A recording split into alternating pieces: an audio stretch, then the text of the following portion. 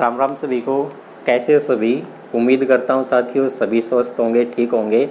साथियों, आज की जो तारीख है 12 जून, और आज की तारीख में एक दिवस मनाया जाता है और उस दिवस का नाम है कि विश्व बाल श्रम निषेध दिवस, world day against child labour जो है वो आज की तारीख में मनाया जाता है। साथियों, सबसे पहले बस हम इसी के ऊपर चर्चा करेंगे और इसके बाद HCS 31 मार्च 2019 को जो पेपर हुआ था HCS का, उस पेपर के अंदर जीके से संबंधित जो क्वेश्चन पूछे गए थे, हालांकि एक वीडियो के अंदर नहीं हो पाएंगे, फिर भी 8 से 10 क्वेश्चन जो भी होंगे हम उनको विस्तार से सोल्व करेंगे और एक एक क्वेश्चन को हम बहुत बारीकी से समझने की कोशिश करेंगे। उससे पहले आज के दिन की जो अहमियत है, 12 जून 2 है, इस 12 जून को मनाया जाने वाला दिवस कौन सा है? तो विश्व बाल श्रम निषेध दिवस जो है ये आज की तारीख में बनाया जाता है। विश्व बाल श्रम निषेध दिवस। ये बाल श्रम निषेध दिवस कब मनाया जाता है? तो साथियों, प्रत्येक साल मनाया जाता है। ये 12 जून को मनाया जाता है। World day against child labour जो है ये प्रत्येक साल मनाया जाता है 12 जून, और आज की तारीख कौन सी है? 12 जून है। साथियों, इस दिवस को मनाता कौन है और कब से इस दिवस को मनाए जाने की शुरुआत है, और भारतीय संविधान ने भी इस बाल श्रम को लेकर किस किस अनुच्छेद में क्या क्या उल्लेख किया गया है, हम विस्तार से एक एक बात को जानने की कोशिश करते हैं। साथियों, विश्व बाल श्रम निषेध दिवस जो है इसकी शुरुआत की अगर बात करूं तो इसकी शुरुआत हुई थी 2002 से इसकी शुरुआत हुई थी। साथियों, 2002 से अगर इसकी शुरुआत हुई थी तो इसको मनाया किसके द्वारा जाता है? साथियों, इसकी शुरुआत जो की जाती है या मनाया जाता है इंटरनेशनल लेबर ऑर्गेनाइजेशन जो है ILO है, इसके द्वारा प्रत्येक 2002 के बाद प्रत्येक साल 12 जून को क्या मनाया जाता है? विश्व बाल श्रम निषेध दिवस मनाया जाता है। साथियों, ILO को लेकर अगर ये क्वेश्चन आ जाए कि ILO की स्थापना कब हुई थी, तो साथियों ILO की स्थापना हुई थी अक्टूबर 1919 के अंदर। ILO के संबंध में हेडक्वार्टर भी पूछा जा सकता है। तो साथियों, ILO का हेडक्वार्टर है जेनेवा के अंदर। जेनेवा कहाँ पड़ेगा? स्विट्जरलैंड के अंदर पड़ेगा। साथियों, अगर इसके अध्यक्ष की बात की जाए कि इसका हेड कौन है, तो गाय राइडर जो हैं वो इसके वर्तमान में क्या हैं? अध्यक्ष हैं। और इससे संबंधित फैक्ट क्या पूछे जा सकते हैं साथियों? इससे संबंधित अनेक सारे फैक्ट पूछे जा सकते हैं, जो कि भारतीय संविधान जो है, इसके भारतीय संविधान ने भी 7-8 अनुच्छेदों में बाल श्रम को लेकर कहा बात की गई है। तो साथियों, एक एक बात करते हैं उसके बारे में। साथियों, सबसे पहले तो ये बात करेंगे, ये ILO है, ये इंटरनेशनल लेबर ऑर्गेनाइजेशन जो है, ये है क्या, मतलब क्या है? ये संस्था है, तो किसकी संस्था है? साथियों, ILO जो है ये UNO की एक एजेंसी का नाम है, UNO की एक संस्था का नाम है। इस ILO के बारे में आपने सारी चीज जान ली। अब भारतीय संविधान इस संदर्भ में क्या कहता है? भारतीय संविधान जो है इसमें क्या क्या प्रावधान किया गया है? तो साथियों, भारत के संविधान जो है, इस भारतीय संविधान में पहले तो इस बात का उल्लेख कर दिया कि जो बाल श्रम है या बाल श्रम जो है, इसके बारे में 5 वर्ष से लेकर और जो 14 वर्ष तक के बच्चे हैं, बाल श्रम में 5 वर्ष से लेकर और 14 वर्ष के जो बच्चे हैं, इनको लेकर भारतीय संविधान ने बहुत सारे अनुच्छेदों में बात की है। UNO के द्वारा यही जो आयु है, UNO के द्वारा यही आयु 18 वर्ष निर्धारित की गई है। UNO इसको 18 वर्ष मानता है। ILO की बात की जाए तो ILO इसे 15 वर्ष मानता है इस आयु को। और साथियों, अगर अमेरिका की बात की जाए, USA की बात की जाए अमेरिका की, तो अमेरिका इसको 12 वर्ष मानता है। अब भारत के संविधान के अंदर बहुत सारे अनुच्छेद हैं जिसमें इन बातों का उल्लेख किया गया है। भारतीय संविधान का एक अनुच्छेद है, और कौन सा अनुच्छेद है साथियों? अनुच्छेद है 15। आपने अनुच्छेद 15 को बखूबी ढंग से पढ़ रखा होगा, जिसमें आपने पढ़ रखा होगा लिंग, जाति, धर्म के आधार पर ये भेदभाव नहीं होने चाहिए। साथियों, बिल्कुल सही है। इसी अनुच्छेद 15 जो समानता का अधिकार में हमारे मौलिक कर्तव्य के अंदर है, इसी अनुच्छेद 15 का सब क्लोज है 3, उपधारा है तीसरी। इस उपधारा में क्या कहा है कि राज्य बच्चों के लिए विशेष कानून बना सकता है। राज्य बच्चों के लिए विशेष कानून बना सकता है। राज्य बच्चों के लिए विशेष कानून है, उस विशेष कानून को बना सकता है। विशेष कानून को बना सकता है या बच्चों के लिए विशेष प्रावधान कर सकता है। कानून बना सकता है या फिर प्रावधान कर सकता है। और क्या भारतीय संविधान का एक अनुच्छेद है साथियों, अनुच्छेद 21, और अनुच्छेद 21 का में जो ए है, अनुच्छेद 21A, इसी अनुच्छेद 21 में 6 से लेकर 14 वर्ष के बच्चों को, 6 से लेकर 14 वर्ष के बच्चों को क्या है, अनिवार्य व प्राथमिक शिक्षा का भी उल्लेख किया गया है। मतलब इसके अंदर जोड़ दिया गया 21वां संविधान 21A के अंदर जोड़ दिया क्या कि 6 से 14 वर्ष के बच्चों के लिए प्राथमिक व अनिवार्य शिक्षा। साथियों 86वां संविधान संशोधन जो था, 86वां कॉन्स्टिट्यूशनल जो अमेंडमेंट था 2002, साथियों इस अधिनियम का नाम था 86वां संविधान संशोधन 2002। इसी के द्वारा ये क्या किया गया था, अनुच्छेद 21A को जोड़ दिया और इसमें किस बात का उल्लेख कर दिया, 6 से 14 वर्ष के बच्चों के लिए अनिवार्य प्राथमिक शिक्षा है, इसका उल्लेख कर दिया। साथियों अगला जो अनुच्छेद है, महत्वपूर्ण अनुच्छेद है अनुच्छेद 23। साथियों अनुच्छेद 23 के अंदर 2-3 बातों का उल्लेख है, लेकिन इससे संबंधित क्या उल्लेख कर रखे भारत के संविधान में, भारतीय संविधान में उल्लेख कर रखा है कि ह्यूमन ट्रैफिकिंग, जो मानव तस्करी है या बच्चों के जो व्यापार है, बच्चों के खरीदने बेचने के ऊपर जो है, उसके ऊपर ह्यूमन ट्रैफिकिंग, मानव व्यापार के ऊपर पूर्णतः रोक है। तो ह्यूमन ट्रैफिकिंग जो मानव व्यापार है, मानव का व्यापार, मानव को बेचते हैं या फिर बच्चों को, आपने सुना होगा ना अखबारों के अंदर इस प्रकार से बहला फुसला के बच्चे को उठा के ले चला और उसको बेचते हुए कहीं पर पकड़ा गया था। तो ऐसी स्थिति के अंदर आपने बहुत बार अखबारों के अंदर इसको सुना होगा कि ह्यूमन ट्रैफिकिंग, मानव तस्करी पर जो रोक है और बच्चों के व्यापार खरीद फरोख्त के ऊपर क्या है, रोक लगाई गई है। साथ ही उसी प्रकार यहीं से एक अनुच्छेद आ जाएगा शोषण के विरुद्ध अधिकार में। अगला ये दोनों के दोनों शोषण के विरुद्ध अधिकार हैं, अनुच्छेद 24। साथियों इसी अनुच्छेद 24 के अंदर किस बात का उल्लेख दे रखा है, साथियों इसी अनुच्छेद 24 के अंदर दे रखा है कि जो 14 वर्ष से कम आयु के बच्चे हैं, 14 वर्ष से कम आयु के बच्चे हैं, तो जिन बच्चों को, जिनकी आयु 14 वर्ष से कम है, इनको जोखिम भरे कारखानों में काम करने पर प्रतिबंध लगाया गया है।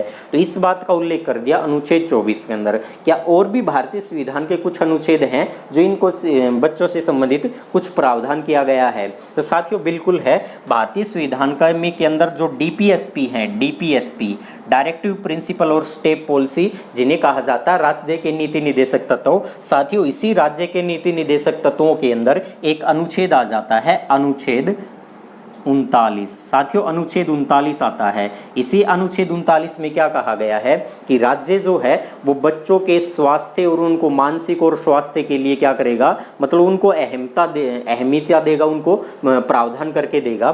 तो इस बात का उल्लेख अनुच्छेद 39 के अंदर है। और भारतीय संविधान का एक और अनुच्छेद आ जाता है जो कि DPS के अंदर ही आता है, अनुच्छेद 45। साथियों इस अनुच्छेद 45 में भी कहा गया है कि 6 वर्ष से कम आयु के बच्चे, 6 वर्ष से कम आयु के जो बच्चे हैं, राज्य उनके लिए प्राथमिक शिक्षा का प्रावधान करेगा। और आप सबको पता है 6 वर्ष से कम आयु के जो बच्चे हैं, इनके लिए राज्य ने आंगनवाड़ी के अंदर जो है इनके लिए व्यवस्था की गई है, 6 वर्ष से कम आयु के बच्चे के। साथियों भारतीय संविधान का एक अनुच्छेद और आ जाता है, अनुच्छेद 51, और अनुच्छेद 51 के साथ ए लगा हुआ है। इसका मतलब अनुच्छेद 51A बाद में जोड़ा गया होगा, बिल्कुल बाद में जोड़ा गया होगा। कब जोड़ा गया था? तो साथियों ये जोड़ा गया था 42वां संविधान संशोधन, 42वां संविधान संशोधन 1976 के द्वारा जोड़ा गया था। तो साथियों इसमें प्रावधान फिर किस बात का कर दिया? साथियों 51A जो है इसमें मौलिक कर्तव्य दिए गए हैं, मौलिक कर्तव्य जो हैं वो इसमें दिए गए हैं। तो मौलिक कर्तव्य संविधान के कौन से भाग में है? तो भाग 4A आ जाएगा, भाग 4A। तो भाग 4A आ जाएगा मौलिक कर्तव्य, और मौलिक कर्तव्य संविधान के अनुच्छेद 51A के अंदर है। और इन्हीं मौलिक कर्तव्यों के अंदर जो 11वां मौलिक कर्तव्य है, साथियों 11वां मौलिक कर्तव्य जो है, जो कि 86वां संविधान संशोधन 2002 के द्वारा ही जोड़ा गया था, इस 11वें मौलिक कर्तव्य के अंदर किस बात का प्रावधान कर दिया कि प्रत्येक माता पिता का ये प्राथमिक और अनिवार्य कर्तव्य है, प्रत्येक माता पिता का ये प्राथमिक कर्तव्य है। और कौन सा कर्तव्य है कि अपने बच्चों को निःशुल्क प्राथमिक अनिवार्य शिक्षा उपलब्ध करवाए। इस बात का उल्लेख दे रखा है अनुच्छेद 51A में।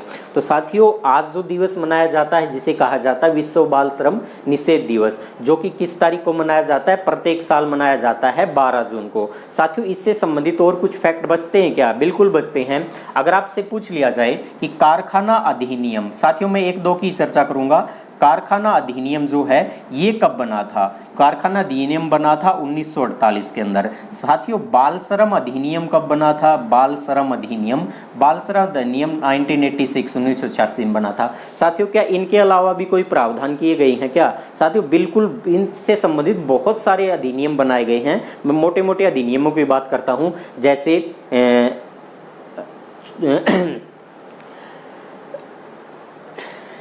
और क्या प्रावधान किए गए हैं, जैसे शादी करना जो है बच्चों की छोटी उम्र के अंदर जो शादी कर देते हैं उसके लिए भी अधिनियम बनाए गए हैं। लैंगिकता से संबंधित अधिनियम बनाए गए हैं। राइट टू एजुकेशन, जो राइट टू एजुकेशन है अधिनियम 2009 के अंदर जो बना था वो भी इसके बच्चों के लिए ऐसे अधिनियम बहुत सारे बनाए गए हैं। तो अन्य को थोड़ा विताब भी पढ़ लेना, कभी विस्तार से पढ़ा देंगे। तो इससे संबंधित ये सारे तथ्य निकल के आते हैं जो कि आज की तारीख में मनाया जाता है विश्व बाल श्रम दिवस। तो साथियों इसका आप स्नैपशॉट भी ले सकते हैं। अब मैं चर्चा करता हूं कि HCS का जो पेपर हुआ था, एक बार इसका स्क्रीनशॉट लेना चाहते हो तो आप ले सकते हैं।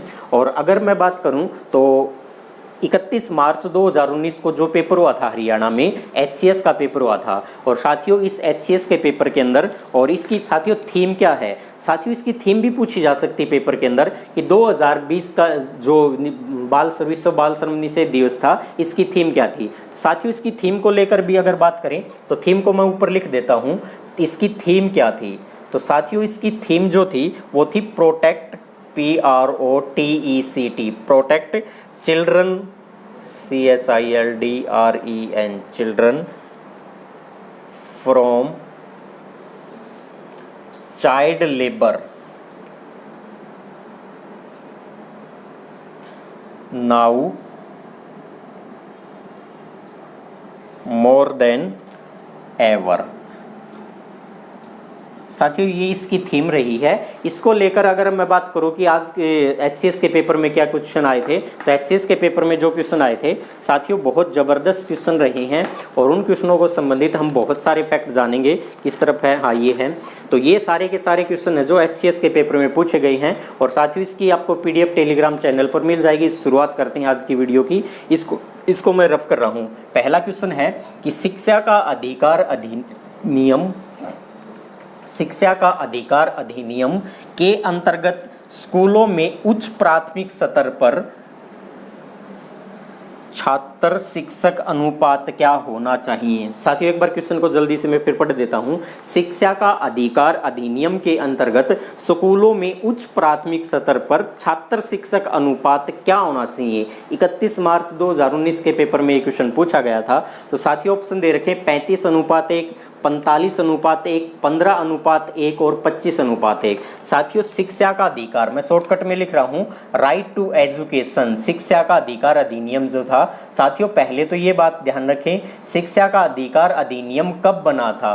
तो राइट टू एजुकेशन शिक्षा का अधिकार अधिनियम जो था ये 2009 में बना था। ये लागू कब से हुआ? तो साथियों ये लागू हुआ था 1 अप्रैल 2010 से ये लागू हो गया था। इससे संबंधित और क्या बात आ सकती है कि राइट टू एजुकेशन जो है, इस राइट टू एजुकेशन के तहत क्या क्या प्रावधान किए गए थे? साथियों वैसे तो अगर देखा जाए तो शिक्षा का अधिकार जो है ये भारतीय संविधान के बहुत सारे अनुच्छेदों के अंदर दे रखा है। अनुच्छेद 21A में भी इस बात का उल्लेख है, और अनुच्छेद 45 में इस बात का उल्लेख है, और अनुच्छेद 51A में भी इस बात का उल्लेख, हमने थोड़ी देर पहले भी उन बातों को जाना था। तो शिक्षा का अधिकार जो अधिनियम है, अगर इसमें देखा जाए तो प्राथमिक जो स्तर है, प्राथमिक स्तर जिसे हम प्राइमरी लेवल बोलते हैं, इसमें टीचर और स्टूडेंट का मतलब रेशो क्या बनेगा? तो एक स्टूडेंट होगा, कितने छात्र होंगे? 30 होंगे। और उच्च स्तर, उच्च प्राथमिक स्तर जिसे हम माध्यमिक स्तर बोलते हैं, हायर प्राइमरी लेवल बोलते हैं, इसमें टीचर और स्टूडेंट का रेशो कितना होगा? तो 1:35 हो जाएगा। अगर पूछा जाए कि 1 से लेकर 8वीं कक्षा तक के छात्र जो होंगे उनका और टीचर के साथ अनुपात क्या होगा, छात्रों की संख्या 200 से ज़्यादा है तो उनका अनुपात होगा 1:40। तो साथियों इस क्वेश्चन में भी पूछा गया था, शिक्षा का अधिकार अधिनियम के तहत उच्च प्राथमिक स्तर पर छात्र और शिक्षकों का अनुपात क्या होगा, तो छात्र पहले दे रखा था और शिक्षक बाद में दे रखा था। तो कोई बात नहीं, हम इस रेशियो को पलट देंगे, 35:1 जो कि ए ऑप्शन में था, ये इसका सही उत्तर हो जाएगा। तो 35:1 इसका सही उत्तर हो जाएगा। ये भी आप ध्यान रखना, अगले पेपर के लिए ये भी ध्यान रखना, और रिपीट होगा तो आप इस क्वेश्चन को ध्यान में रखेंगे। अगला क्वेश्चन के ऊपर बात करते हैं साथियों, क्या है अगला क्वेश्चन है, किस सिंधु घाटी सभ्यता स्थल से, किस सिंधु घाटी सभ्यता स्थल से चावल की खेती के साक्ष्य मिले हैं। सिंधु घाटी सभ्यता का स्थल है, सिंधु घाटी सभ्यता का स्थल, और इसकी सिंधु घाटी सभ्यता का स्थल से चावल की खेती के साक्ष्य मिले हैं। चावल की खेती के साक्ष्य मिले हैं। चावल की खेती के साक्ष्य जो मिले हैं ये कहाँ से मिले हैं साथियों, ऑप्शन दे रखे हैं चनहुदड़ो, कालीबंगा, धोलावीरा और रंगपुर। तो मित्रों मैंने सिंधु घाटी सभ्यता की 8 से 9 वीडियो बना दी हैं और उन की प्लेलिस्ट भी बना दी है। आपको जीके बाई मंजित सवाल यूट्यूब चैनल पर प्लेलिस्ट भी मिल जाएगी। आप विस्तार से पूरी की पूरी 9 वीडियो में सिंधु घाटी सभ्यता के टॉपिक को समझ सकते हैं। HSSC के पेपर में एक क्वेश्चन पक्का आएगा, आगे भी आएगा, अब तक के पेपरों में भी आया है। तो चावल की खेती के साक्ष्य कहाँ से मिले थे, तो ऑप्शन के अकॉर्डिंग भी मैं इसका सीधा सीधा उत्तर बता दूं, डी ऑप्शन जो है वो इसका उत्तर होगा। साथियों रंगपुर को लेकर और क्या पेपर में क्वेश्चन आ सकता है, पेपर में क्वेश्चन ये आ सकता है कि रंगपुर किस भारतीय राज्य में पड़ता है। तो रंगपुर किस भारतीय राज्य में पड़ता है, पहले तो ये ध्यान रखे भारत सिंधु घाटी सभ्यता जो है इसके स्थल जो हैं वो 3 देशों से मिले हैं, अफगानिस्तान से, पाकिस्तान से और भारत से। रंगपुर जो है ये भारत के अंदर स्थित है और भारत में कहाँ है, गुजरात राज्य में, भारत में है गुजरात राज्य में जो है अहमदाबाद जिला जो है, अहमदाबाद जिला, इसी अहमदाबाद जिले के अंदर अहमदाबाद जिला है।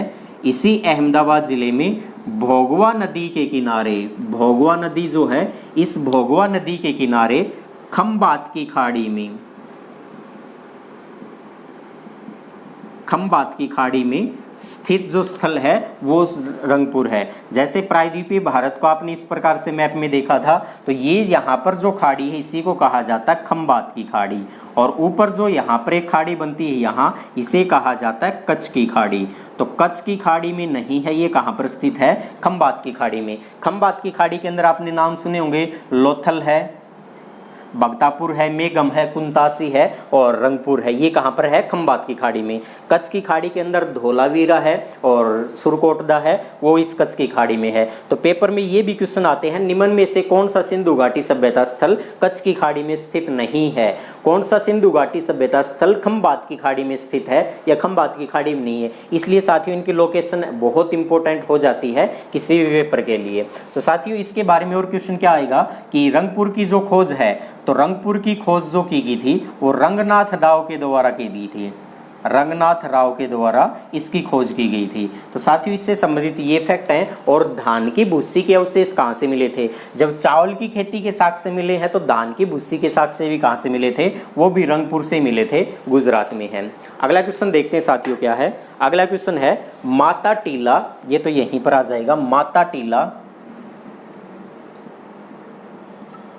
हाइडल प्रोजेक्ट, हाइडल प्रोजेक्ट किस नदी पर है, किस नदी पर है। ऑप्शन पहला दे रखा है ताप्ती नदी गुजरात, दूसरा ऑप्शन दे रखा है महानदी उड़ीसा, तीसरी ऑप्शन दे रखा है बेतवा उत्तर प्रदेश, चौथी ऑप्शन दे रखा है कोयना महाराष्ट्र। तो साथियों ये किस नदी पर है, तो माता टीला जो प्रोजेक्ट बनाया गया है वो बेतवा नदी पर है। तो नदी के साथ इसने राज्य का नाम भी दे रखा है, तो उत्तर प्रदेश हो जाएगा यूपी। तो साथियों इस क्वेश्चन का ये उत्तर बन जाएगा कि माता टीला हाइडल प्रोजेक्ट जो है कौन सी नदी पर है, बेतवा नदी पर है और कहाँ पर है, उत्तर प्रदेश में है।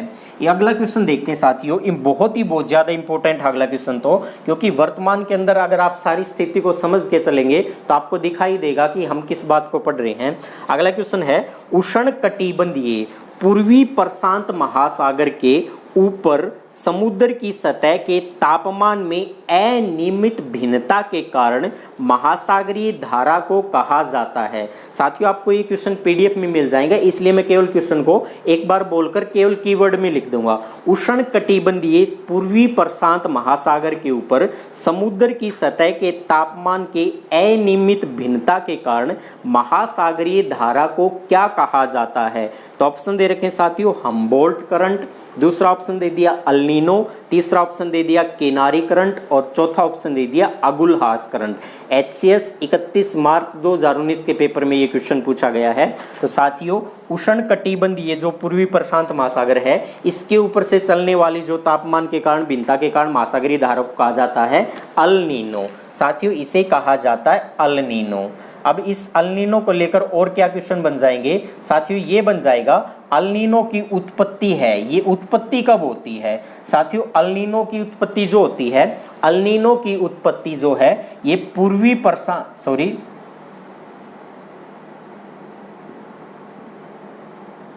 पश्चिमी प्रशांत महासागर, पश्चिमी प्रशांत महासागर जो है, इस पश्चिमी प्रशांत महासागर में चलने वाली ये एक तो गर्म धारा है। तो किस प्रकार की धारा है?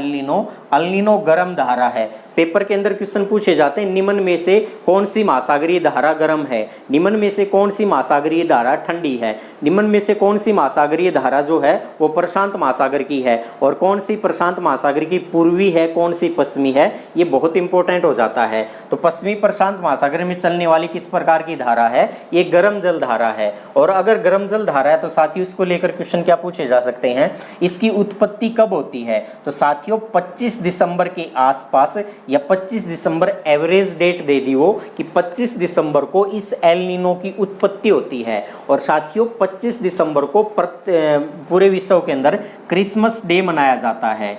क्रिसमस डे है वो मनाया जाता है। मनाया जाता कि नहीं मनाया जाता? तो 25 दिसंबर को इसकी उत्पत्ति होने के कारण इसे बालक ईसा भी कहा जाता है। इसी का नाम है बालक ईसा, तो इसे बालक ईसा भी कहा जाता है। तो साथियों बालक ईसा किसे कहा जाता है, मतलब किसका उपनाम है या किसे कहा जाता है? तो अल नीनो को उपनाम है। इस एल नीनो के दो प्रभाव हैं साथियों, इस अल नीनो के दो प्रभाव हैं। और कौन कौन से दो प्रभाव हैं? एक प्रभाव जो कहलाता है एल नीनो प्रभाव और दूसरा प्रभाव कहलाता है ला नीनो प्रभाव। तो एल नीनो और ला नीनो प्रभाव क्या है और भारतीय मानसून के ऊपर इसके बारे में क्या क्वेश्चन बन सकता है? साथियों प्रश्न पेपर के अंदर क्या आता है, क्वेश्चन बना के आप लिख लेंगे। और क्वेश्चन को मैं पूरा बोल रहा हूं लेकिन लिखूंगा एब्रीविएट शॉर्टकट के अंदर ही।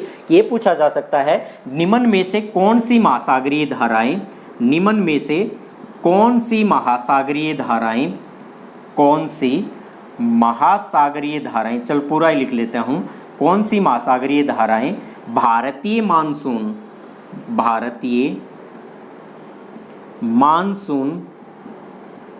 और इस भारतीय मानसून को दक्षिण पश्चिम मानसून में लिख लेंगे कोष्टक में, भारतीय मानसून को प्रभावित करती है। तो साथियों भारतीय मानसून को प्रभावित कौन करता है? तो एल नीनो जो है ये भारतीय मानसून को प्रभावित करती है। ये एल नीनो, चाहे ए और ए ये दोनों ही हैं लेकिन एक ही है दोनों, ये ए लिख दिया यहाँ ए लिख दिया तो कोई फर्क नहीं है, दोनों एक ही बात है। तो एल नीनो जो है ये भारतीय मानसून को प्रभावित करती है। साथियों किस प्रकार से प्रभावित करती है? तो एक मैंने छोटा सा मैप बना दिया और इस मैप के माध्यम से इसको समझेंगे। ये दक्षिण अमेरिका महाद्वीप है। कौन सा अमेरिका महाद्वीप है? दक्षिणी अमेरिका महाद्वीप है। दक्षिणी अमेरिका महाद्वीप है जिसमें ब्राजील है, अर्जेंटीना है, पेरू है, चिली है, उरुग्वे है, कोलंबिया है, इक्वेडोर है। ये सारे देश जिस महाद्वीप में आते हैं उसी को कहा जाता है दक्षिण अमेरिका महाद्वीप। साथियों इस दक्षिण अमेरिका महाद्वीप से अगर यहाँ बात करेंगे तो यहाँ एक महाद्वीप स्थित है जिस महाद्वीप को कहा जाता है, और कौन सा महाद्वीप है? इस महाद्वीप का नाम है अफ्रीका महाद्वीप, अफ्रीका। और साथियों इसी अफ्रीका महाद्वीप से जैसे आप यहाँ देखते चलते हैं तो यहीं कहीं ना कहीं स्थित आ जाता है भारतीय प्रायद्वीप जो है वो आ जाता है। तो यहाँ स्थित आ जाता है भारत। अब भारत के आसपास यहाँ जो भी पानी भरा हुआ सागर बड़ी जल राशि है उसी को कहा जाता है हिंद महासागर। तो हिंद महासागर यहाँ पर है। इस हिंद महासागर से अगर यहाँ की बात करें, यहाँ जो भी पानी भरा हुआ है, जो बड़ी जल राशि है, उसी को कहा जाता है अटलांटिक महासागर। अटलांटिक महासागर, इसे अंध महासागर भी हिंदी में कहा जाता है। और यहाँ जो पानी भरा हुआ है उसी को कहा जाता है प्रशांत महासागर। तो प्रशांत महासागर। तो साथियों अगर मैं कहूँ कि ये पूरा का पूरा एक क्या है, ये एक मैप है, तो उस मैप का ये वाला हिस्सा तो पूर्वी हिस्सा होगा और इधर वाला हिस्सा कौन सा होगा, पश्चिमी हिस्सा होगा। तो प्रशांत महासागर का यहाँ जो भाग है वो पूर्वी प्रशांत महासागर और यहाँ जो भाग है वो पश्चिमी प्रशांत महासागर। तो ये पश्चिमी प्रशांत महासागर जो है, इसी पश्चिमी प्रशांत महासागर में चलने वाली गर्म धारा जो है उसी का नाम है एल नीनो। अब एल नीनो की उत्पत्ति कहाँ से होती है, ये एक देश है, यहाँ से उस देश का नाम है पेरू, और पेरू से नीचे यहाँ पर लंबाई में जो देश दिखाई देता है उसी देश का नाम है चिली देश। तो उस देश का नाम है साथियों चिली देश है। और यहाँ पर आप सब जानते हैं एंडीज पर्वतमाला है। इस चिली देश के यहाँ तटों के सहारे, यानी दक्षिण अमेरिका महाद्वीप के पश्चिमी तट के सहारे एक धारा की उत्पत्ति होती है, जल धारा, जिसका नाम है एल नीनो। और इस एल नीनो का भारतीय मानसून पर क्या प्रभाव पड़ता है, जबरदस्त प्रभाव पड़ता है साथियों। दोनों इफेक्ट जरा इंपॉर्टेंट हो जाते हैं। मैं यहाँ से लिख रहा हूँ तापमान, तापमान, तापमान, तापमान में अगर अधिकता हो जाती है, टेम्परेचर बढ़ जाता है, तो टेम्परेचर बढ़ने के कारण एल नीनो जो है ये सक्रिय हो जाती है। तो टेम्परेचर बढ़ने के कारण एल नीनो क्या हो जाती है, सक्रिय हो जाती है। और सक्रिय हो जाती है यानी ज्यादा सक्रिय हो जाती है, और ज्यादा सक्रिय होगी तो क्या होगी, ये एल नीनो जो इस प्रकार से धाराएं चलती है, ये टेम्परेचर तापमान की अधिकता के कारण क्या होगा, ये अधिक सक्रिय हो जाती हैं। और जब अधिक सक्रिय हो जाती हैं तो इस दक्षिण अमेरिका महाद्वीप के नीचे से निकलकर क्रॉस कर जाती इसको, और यहाँ प्रशांत महासागर जो है, इसी प्रशांत महासागर में यहाँ से आने लग जाती हैं। और जब प्रशांत महासागर में आने लग जाती हैं तो अफ्रीका महाद्वीप के नीचे से होती हुई यहाँ हिंद महासागर है, और इसी हिंद महासागर में भारत के लिए जो मानसून आता है, उस मानसून की उत्पत्ति कहाँ से होती है, इसी हिंद महासागर में होती है। और हिंद महासागर में जब भारतीय मानसून बन रहा होता है, उठ रहा होता है, तो एल नीनो जो अधिक सक्रिय हो चुकी है तापमान की अधिकता के कारण, वो यहाँ आती है। और भारत का जैसे मानसून यहाँ बनना स्टार्ट हो जाता है, तो भारत का मानसून जो बनता है ऊपर उठकर जैसे भारत की तरफ बढ़ता है,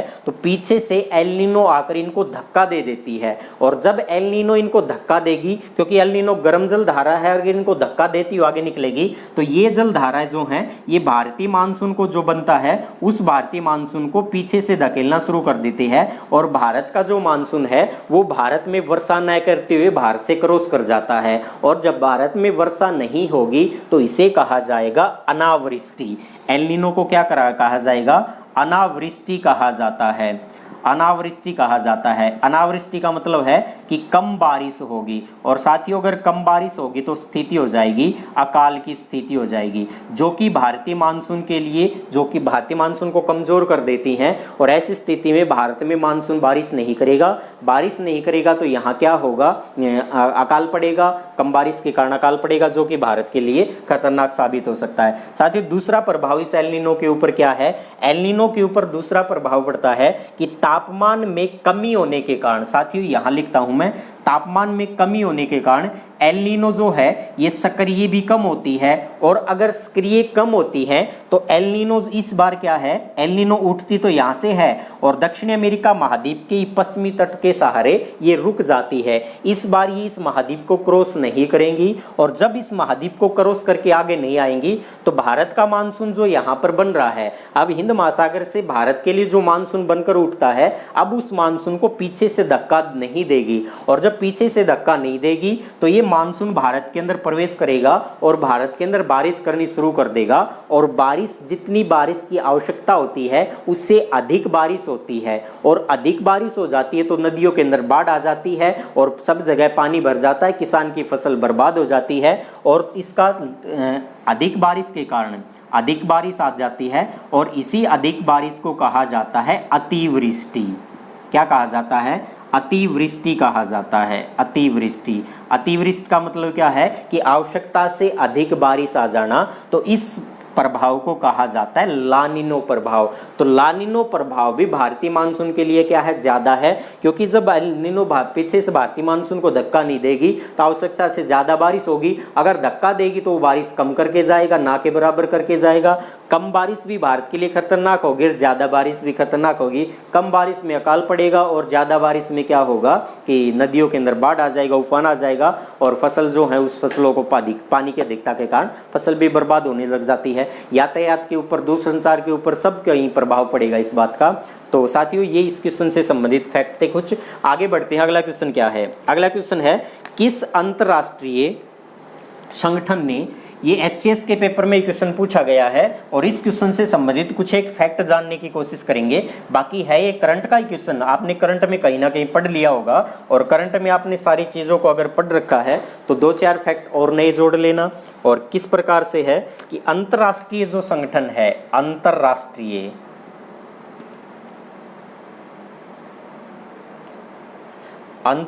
संगठन, और उस संगठन का नाम बताना है जिसमें गीता गोपीनाथ जो है, गीता गोपीनाथ को क्या बना दिया, मुख्य अर्थशास्त्री। ये करंट अफेयर का क्वेश्चन है, अर्थशास्त्री बना दिया। तो साथियों ऑप्शन दे रखे आईएमएफ, दूसरा ऑप्शन दे रखा वर्ल्ड बैंक, तीसरा ऑप्शन दे रखा है ऑक्सफेम, चौथा ऑप्शन दे दिया गूगल। तो साथियों इस क्वेश्चन का उत्तर आ जाएगा आईएमएफ, इंटरनेशनल मॉनेटरी फंड, अंतर्राष्ट्रीय मुद्रा कोष इसे हिंदी में कहा जाता है। इसकी फुल फॉर्म अगर पूछेगा तो इंटरनेशनल मॉनेटरी फंड, हिंदी में इसे कहा जाता है अंतर्राष्ट्रीय मुद्रा कोष। साथियों इसकी शुरुआत कब हुई थी, तो इसकी शुरुआत हुई थी साथियों, मतलब शुरुआत क्या, स्थापना पूछी जाएगी, शुरुआत नहीं। तो आईएमएफ की स्थापना कब हुई थी साथियों, आईएमएफ की स्थापना 1944 के अंदर एक सम्मेलन हुआ था और उसी सम्मेलन के दौरान 2 बड़े जो संगठन है उनका स्थापना का प्रावधान किया गया। उसका नाम है ब्रेटन वुड्स सम्मेलन, ब्रेटन वुड्स सम्मेलन। साथियों ये ब्रेटन वुड्स सम्मेलन 1944 में हुआ था और स्थापना अगले साल 1945 में होगी थी आईएमएफ की स्थापना। आईएमएफ का हेडक्वार्टर पूछ लिया जाता है बच्चों पेपर में, आईएमएफ का हेडक्वार्टर जो है वो वाशिंगटन डीसी के अंदर है, वाशिंगटन डीसी के अंदर है। तो वाशिंगटन डीसी में कई बार डीसी की फुल फॉर्म पूछ ली जाती है। वाशिंगटन डीसी में डीसी की फुल फॉर्म होते हैं डिस्ट्रिक्ट ऑफ कोलंबिया, तो डीसी की फुल फॉर्म पूछ लेगा तो डिस्ट्रिक्ट ऑफ कोलंबिया। साथियों इसका हेडक्वार्टर के पास इसका पूछ लिया जाता है, इसके चेयरपर्सन कौन है, चेयरमैन कौन है, या इसके अध्यक्ष कौन है, पूछ लिया जाता है चेयरमैन कौन है। तो साथियों वर्तमान के अंदर क्रिस्टीना जॉर्जीवा जो हैं, जॉर्जीवा जो कि बुल्गारिया देश की हैं। साथियों देश भी याद रखना, बुल्गारिया देश की हैं। और एक क्वेश्चन ध्यान रखेंगे, आईएमएफ का जो भी हेड बनता है, जो भी चेयरमैन बनता है, जो भी अध्यक्ष बनता है, वो हमेशा और हमेशा यूरोपियन कंट्री से ही होता है। यूरोपियन कंट्री का कोई भी व्यक्ति जो है वही आईएमएफ का क्या बन सकता है, चेयरपर्सन या हेड बन सकता है। और वर्ल्ड बैंक जो है उसका अध्यक्ष जो भी बनेगा, उसका जो भी अध्यक्ष बनेगा उस अध्यक्ष को ही कहा, एमडी भी बोलते हैं इसको। तो उसका जो भी एमडी बनेगा, अध्यक्ष बनेगा, हेड बनेगा, चेयरमैन बनेगा, वो हमेशा और हमेशा यूएसए का ही होगा। तो वर्तमान में बुल्गारिया के हैं। साथियों गीता गोपीनाथ जो है ये भारत की मुख्य अर्थशास्त्री थी और आपने नाम सुना होगा केरल राज्य भारत का जो है, इसके वर्तमान के अंदर जो मुख्यमंत्री थी पिनाराई विजयन जो थे, इनकी ये मुख्य आर्थिक सलाहकार भी रह चुकी हैं। तो ये पेपर के अंदर इतने सारे फैक्ट जरूर ध्यान रखना। और साथियों क्वेश्चन को घुमा फिरा कर दे सकता है, और क्या दे सकता है कि चीफ एग्जीक्यूटिव ऑफिसर जो मुख्य कार्यकारी अधिकारी जो हैं वो किसको बनाया गया था। तो साथियों ऐसे क्वेश्चन पेपर के अंदर बहुत सारे आ सकते हैं। तो आपसे अगला क्वेश्चन मैं करता हूं, अगला क्वेश्चन दे रखा है सुरजीत भल्ला, इस क्वेश्चन का ऑप्शन आ जाएगा पिछले वाले का सीईओ। अगला क्वेश्चन मैं आपसे करता हूं कि भारत के संविधान के अनुसार नई अखिल भारतीय सेवाओं की शुरुआत कौन करता है। भारतीय संविधान के अनुसार नई अखिल भारतीय सेवाओं की स्थापना कौन करता है। तो साथियों अखिल भारतीय जो सेवाएं हैं, अखिल भारतीय सेवाएं, इनकी शुरुआत कौन करता है, मतलब हाँ शुरुआत कौन करता है, नई अखिल भारतीय सेवाएं, नई अखिल भारतीय सेवाएं। साथियों इन्हें कहा जाता है, अखिल भारतीय सेवाओं को all India services, all India services, all India services आएगा। All India services. तो साथियों इनकी शुरुआत कौन करता है? तो ऑप्शन दे रखे कौन है कि 2/3 से अधिक राज्यों की विधानसभाओं द्वारा, राज्यसभा द्वारा, राष्ट्रपति के आदेश द्वारा, लोकसभा के द्वारा। तो साथियों नई अखिल भारतीय सेवाएं जो है भारतीय संविधान का अनुच्छेद है अनुच्छेद 312। साथियों अनुच्छेद 312 के तहत ही राज्यसभा जो है, ये राज्यसभा अपने 2/3 बहुमत से क्या कर सकती है? नई अखिल भारतीयों का सृजन कर सकती है। तो नई अखिल भारतीयों की शुरुआत कौन करेगी? तो ऑप्शन के अकॉर्डिंग उत्तर आ जाएगा इसका बी, यानी राज्यसभा जो है ये नई अखिल भारतीय सेवाओं का सृजन कर सकती है। और अखिल भारतीय सेवाओं को सृजन करेगी तो 2/3 बहुमत से वो प्रस्ताव को पारित करेगी। अखिल भारतीय सेवाएं जो हैं, ये अखिल भारतीय सेवाएं वर्तमान में 3 अखिल भारतीय सेवाएं हैं। वर्तमान में 3 अखिल भारतीय सेवाएं हैं। पहला अखिल भारतीय सेवा है IAS, दूसरी है IPS, तीसरी है IFS। साथियों इनको हमेशा ध्यान रखना, फुल फॉर्म के अंदर पेपर में क्या क्वेश्चन पूछा गया था, गड़बड़ कहाँ कर दी थी, बस उस गड़बड़ को आगे के लिए रोकना है। IAS के बारे में सबको पता होगा, इंडियन एडमिनिस्ट्रेटिव सर्विस, भारतीय, मैं शॉर्टकट में लिख रहा हूँ, भारतीय प्रशासनिक सेवा। इंडियन, आई से बनेगा इंडियन, ए से बन जाएगा एडमिनिस्ट्रेटिव, AD लिख ही देता हूं मैं, इंडियन, आप लिख लेंगे इंडियन एडमिनिस्ट्रेटिव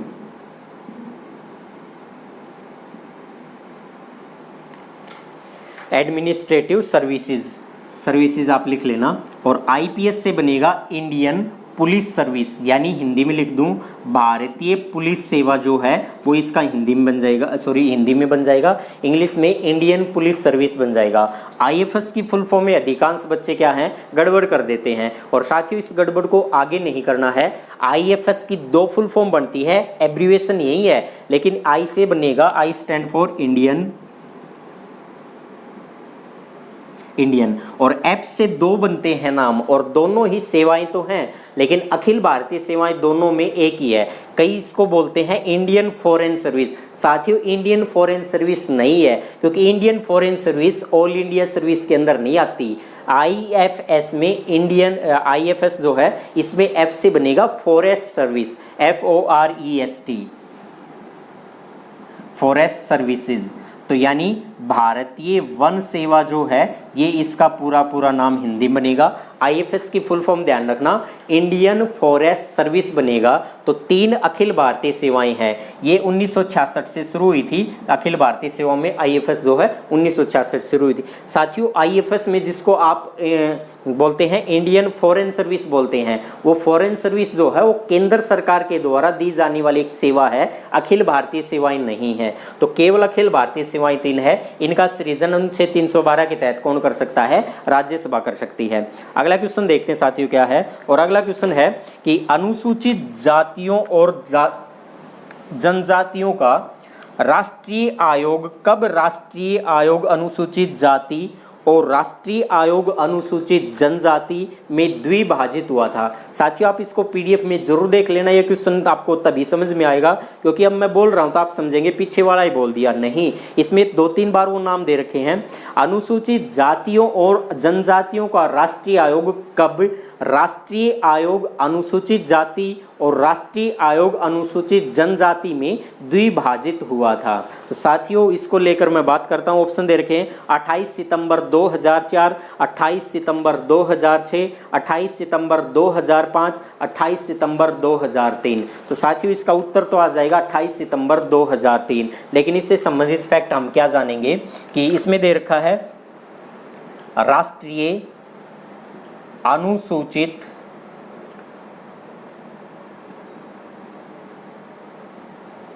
जाति जनजाति आयोग जो है, साथियों ये जनजाति आयोग जो बना था, राष्ट्रीय अनुसूचित जाति जनजाति आयोग है, ये आयोग जो है इसका उल्लेख जो भारतीय संविधान के अनुच्छेद 338 में था, और भारतीय संविधान के अनुच्छेद 338 में था। उसके बाद 1989वां संविधान संशोधन यानी 89वां संविधान संशोधन 2003 में एक संविधान में संशोधन हुआ था, और उस संविधान में संशोधन हुआ उसके द्वारा इन दोनों आयोगों को अलग अलग कर दिया गया। अनुच्छेद 338 में किसको रख दिया गया? अनुच्छेद 338। इस अनुच्छेद 338 में रख दिया राष्ट्रीय, आप पूरा लिखना, अनुसूचित जाति आयोग, जाति आयोग। और साथियों अनुच्छेद 338 ए, यानी इस संविधान संशोधन के द्वारा एक नया अनुच्छेद जोड़ दिया, अनुच्छेद 338 ए। इस नए अनुच्छेद के अंदर किस बात का उल्लेख कर दिया? राष्ट्रीय अनुसूचित जनजाति आयोग, जनजाति आयोग, इसे कहेंगे national commission for schedule caste, इसे कहेंगे national commission for schedule tribe. और साथियों इसके लगते हाथ में एक और बात बता देता हूं कि 123वां जो संविधान संशोधन हुआ था, 123वां संविधान संशोधन विधेयक जो हुआ था, इस 123वां संविधान संशोधन विधेयक के द्वारा 2018, इसके द्वारा एक नई बात को जोड़ दिया था। और कौन सी नई बात को जोड़ा था कि अनुच्छेद 338 बी भारत के संविधान के अंदर जुड़ा था, अनुच्छेद 338 बी भारतीय संविधान में जुड़ा था। और इसमें किस बात का उल्लेख दे दिया था? राष्ट्रीय पिछड़ा वर्ग आयोग, राष्ट्रीय पिछड़ा वर्ग आयोग, national commission for backward class जो है, ये भारतीय संविधान के अंदर एक नया संशोधन हुआ था, 123वां पारित होने वाला साथियों 102वां बना था। और इसी के द्वारा अनुच्छेद 338 भी जुड़ा था। राष्ट्रीय पिछड़ा वर्ग आयोग जो है, national commission for backward class, वो इसके द्वारा प्रावधान कर दिया था 2018 के अंदर। साथियों इतनी सारी बातें इससे संबंधित हैं। अगला क्वेश्चन हम देखते हैं क्या है। अगला क्वेश्चन है युकाटन स्ट्रेट किन दो देशों को जोड़ता है? बिल्कुल, युकाटन स्ट्रेट किन दो देशों को जोड़ता है? साथियों किन दो देशों को जोड़ता है? एक बार इसको ऊपर वाले को मैं रफ कर देता हूं, किन दो देशों को जोड़ता है। एक छोटा सा मैप बनाएंगे, उत्तर तो आपको पता चल भी गया होगा कि एक ऑप्शन दे रखा मैक्सिको और क्यूबा, दूसरा ऑप्शन दे रखा इटली और एल्बोनिया, तीसरा ऑप्शन दे दिया पापुआ न्यू गिनी और ऑस्ट्रेलिया, चौथा ऑप्शन दे दिया इंडोनेशिया और मलेशिया। तो साथियों इस क्वेश्चन का उत्तर क्या बनेगा? इस क्वेश्चन का उत्तर बन जाएगा, जिस प्रकार आप यहाँ से इस प्रकार से पढ़ते हैं कि ये उत्तरी अमेरिका महाद्वीप है, और इसी उत्तरी अमेरिका महाद्वीप में जब आप इस प्रकार से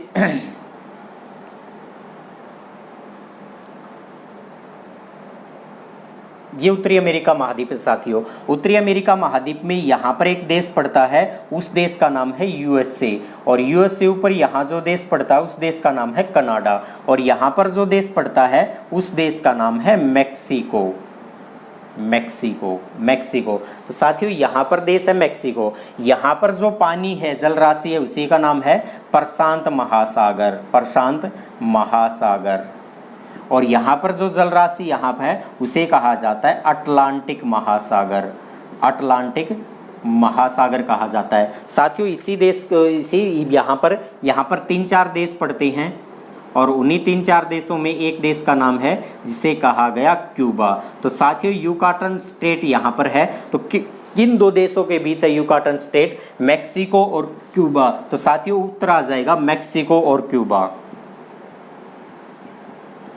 मैक्सिको और क्यूबा। साथियों यहाँ ऊपर जो पड़ेगी ये एक प्रायद्वीपीय भाग निकला हुआ जिसे कहा जाता है फ्लोरिडा प्रायद्वीप। तो साथियों फ्लोरिडा यहाँ ऊपर पड़ता है, और फ्लोरिडा प्रायद्वीप जो है ये यूएसए का प्रायद्वीप है। यहाँ पर बहुत सारी फिल्में बनती हैं, रिलीज होती हैं, फिल्म फेस्टिवल भी होते हैं, और टीवी के ऊपर आपने सबने देखा होगा। साथियों इन देशों के बारे में थोड़ा थोड़ा पढ़ लेना। मैं ज्योग्राफी की वीडियो भी बहुत जल्द लेके आ रहा हूँ। दक्षिण अमेरिका महाद्वीप मैंने कवर भी करवा रखा, आप वहाँ भी देख सकते हैं। दक्षिण अमेरिका महाद्वीप और 3 महाद्वीप और करवा रखे हैं, उनसे संबंधित 7 वीडियो आपको इसी चैनल पर मिल जाएंगी, आप उनकी प्लेलिस्ट में जाकर देख सकते हैं। अगला क्वेश्चन है साथियों, किस अधिनियम के द्वारा कलकत्ता में फोर्ट विलियम पर उच्चतम न्यायालय की स्थापना हुई थी? साथियों क्वेश्चन दे रखा है, किस अधिनियम के द्वारा कलकत्ता में फोर्ट विलियम कॉलेज, कलकत्ता में फोर्ट विलियम, कलकत्ता में फोर्ट विलियम पर उच्चतम न्यायालय, साथियों मैं इसको सुप्रीम कोर्ट लिख रहा हूं, उच्चतम न्यायालय की स्थापना हुई। एचसीएस वाले पेपर में 31 मार्च 2019 के पेपर में पूछा गया था। पहला ऑप्शन दे रखा साथियों विनियमन अधिनियम 1773, दूसरा ऑप्शन दे दिया भारत अधिनियम 1784 और तीसरा अधिनियम दे दिया चार्टर अधिनियम 1793 और चौथा दे दिया चार्टर अधिनियम 1813। तो साथियों इस क्वेश्चन का उत्तर क्या आएगा, एचसीएस के पेपर में ये क्वेश्चन पूछा गया था। तो साथियों इस क्वेश्चन का उत्तर जो आएगा आप ध्यान से पढ़ेंगे, ये क्वेश्चन का उत्तर रहेगा और किस प्रकार रहेगा कि विनियम अधिनियम 1773। आप कहेंगे ये चीज़ तो हमने पढ़ी नहीं कि साथियों पढ़ रखी है, बस वो इंग्लिश में पढ़ लिया था और हिंदी में इंग्लिश वाली टर्म को लिख दिया था। भारत में सर्वप्रथम सुप्रीम कोर्ट की स्थापना कलकत्ता में फोर्ट विलियम में कहाँ कब हुई थी, तो यही क्वेश्चन पूछा गया था किस अधिनियम के द्वारा हुई। तो साथियों विनियम अधिनियम 1773 के द्वारा हुई थी। साथियों इसी विनियम को इंग्लिश में कहा जाता है रेगुलेटिंग और अधिनियम को इंग्लिश में कहा जाता है एक्ट। आपने पढ़ रखा होगा रेगुलेटिंग एक्ट, रेगुलेटिंग एक्ट जो है रेगुलेटिंग एक्ट 1773 के द्वारा भारत में एक सुप्रीम कोर्ट बनाने का प्रावधान किया गया। साथियों भारत में पहली बार सुप्रीम कोर्ट बना था इस अधिनियम के तहत, अगले साल बना था 1774 के अंदर। जो 1774 में बना था वो कोलकाता के अंदर बना था। इसका मुख्य न्यायाधीश जिसको बनाया गया था सर एलिजा इम्पे को बनाया गया। 1911 के दिसंबर के महीने में भारत की राजधानी कलकत्ता से दिल्ली प्रस्तावित कर दी गई और 1935 के अंदर भारत शासन अधिनियम जो बना था उसी भारत शासन अधिनियम में दिल्ली में एक फेडरल कोर्ट का प्रावधान कर दिया और दिल्ली के अंदर जो फेडरल कोर्ट का प्रावधान किया गया था उसी फेडरल कोर्ट यानी संघीय न्यायालय हिंदी में कहा जाता है, उसी फेडरल कोर्ट में 1 अक्टूबर 1937 को मॉरिस ग्वेर जो था उसको इसमें जो फेडरल कोर्ट था इसका मुख्य न्यायाधीश बना दिया। इसमें केवल 4 मुख्य न्यायाधीश बने थे। हीरालाल जेकानिया इसके अंतिम न्यायाधीश थे और भारत का जो वर्तमान सुप्रीम कोर्ट दिल्ली के अंदर है ये सुप्रीम कोर्ट 28 जनवरी 1950 को अस्तित्व में आया था। जब फेडरल कोर्ट का चौथा अंतिम जो चीफ जस्टिस बना था वो हीरालाल जेकानिया था और भारत का सुप्रीम कोर्ट जब अस्तित्व में 28 जनवरी 1950 को, इसी 28 जनवरी 1950 को क्या हुआ था, हरीलाल जेकानिया या हीरालाल जेकानिया भारत के सुप्रीम कोर्ट के मुख्य न्यायाधीश बना दिए थे। तो भारतीय सुप्रीम कोर्ट का पहला मुख्य न्यायाधीश कौन बना था, हरीलाल जेकानिया बना था। वर्तमान के अंदर अगर पूछा जाए तो सर अरविंद बोबडे वर्तमान में भारतीय सुप्रीम कोर्ट के मुख्य न्यायाधीश हैं। साथियों आज के लिए इतना ही। जय हिंद, जय भारत। वीडियो पसंद आई तो इसको लाइक शेयर करना बिल्कुल ना भूले। जय हरियाणवी संस्कृति।